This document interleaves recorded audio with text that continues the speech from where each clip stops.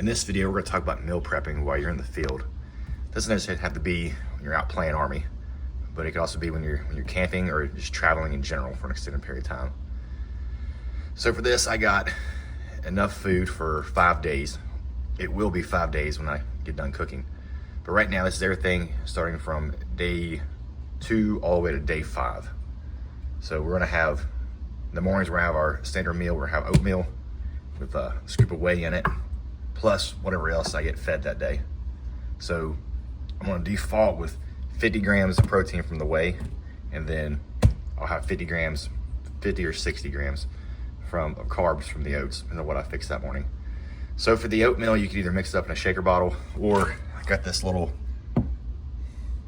mixer right here that my daughter got for Christmas a couple years back that she doesn't use, so I make use of it when I travel. I can grind my oatmeal up in this so it's not too chunky in a blender bottle, or I can throw it in a bowl itself and just let the water soak into the oats. And it's not fantastic, but it's not horrible either. So that's meal 1. Meal 2 will be some chicken. So what I've done here, I froze my chicken breast. There's 6 ounces of chicken froze right here. If I freeze it, I found that it will last if I keep it in my cooler, which all I'm doing is putting in a standard Igloo cooler, nothing fancy. If I throw ice in it before I get to my destination, it'll last for about a week. It's just a simple Igloo cooler. So I have my cold pack in there, and then I'll have ice on top of that, which it helps being that it's going to be 20 degrees for in a week, so it won't be hot. Now obviously if it was 80 degrees to 90 degrees, it'd be a little bit different, but I'm in the winter time and we'll be staying outside the entire time, so it won't be that warm, so the ice won't melt that quick. So for meal 2, it'll be 6 ounces of chicken along with 2 of these fruit and grain bars. So I'll have 50 carbs from this and then 50 grams of protein from that. Meal 3 will consist of either tuna or canned chicken. Put them together. So one of these giant packs of tuna here they're selling now at Walmart, it'll give me about 48 grams of protein. This is 3 servings here in this right here. So it'll give me 48 grams of protein. This right here is about 45 grams of protein per can. Right here, so there's 4 cans inside this 1 pack. So, and to flavor it, because it's not good by itself, the flavor, you throw a little bit of hot sauce on top of it, give it a little bit of flavor.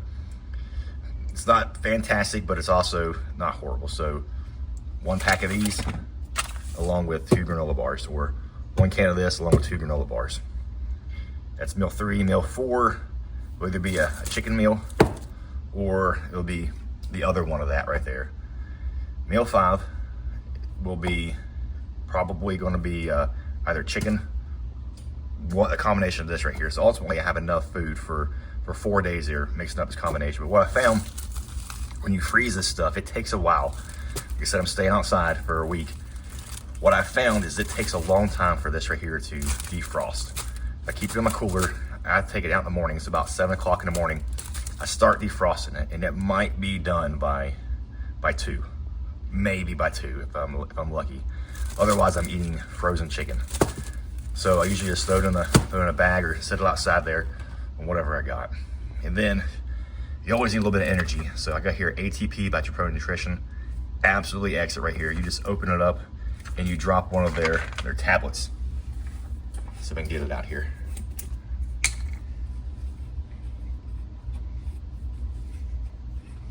You drop one of their tablets in your bottle.